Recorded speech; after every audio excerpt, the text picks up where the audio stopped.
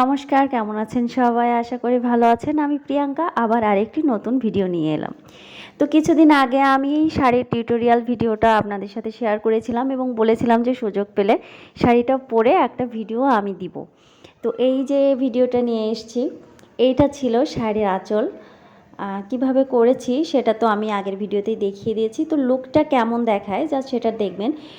এটা হচ্ছে ব্লাউজটা আমি বেশ একটু গর্জিয়াস করেছি, যার কারণে শাড়িটা আমি এতটা গর্জিয়াস করে নাই, ভিতরে ডলার ওয়ার্ক করি নাই।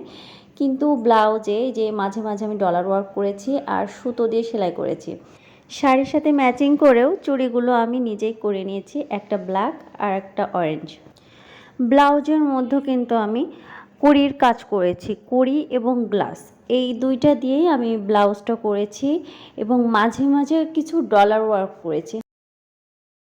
শাড়ি কিংবা ড্রেস যেটাই বলেন, এটা কিন্তু না পরা পর্যন্ত এর সৌন্দর্যটা বোঝা যায় না। আমার মনে হয় যে শাড়িটা পরার পর শাড়ির সৌন্দর্যটা আসলে দ্বিগুণ হয়ে গেছে। আগের দিন তো ভিডিওতে তেমন একটা বোঝা যায়নি, জাস্ট তৈরি করতেছে এটাই বোঝা গেছে, কিন্তু পরার পর কিন্তু এর আসল সৌন্দর্যটা ফুটে ওঠে। প্যাচওয়ার্কের শাড়ি বা ড্রেসের সাথে কড়ির মালা কিংবা কড়ির যে কোনো গহনা, প্যাচওয়ার্কের গহনা এবং সিলভার কালারের যে কোনো গলার সেটই মানানসই হয়।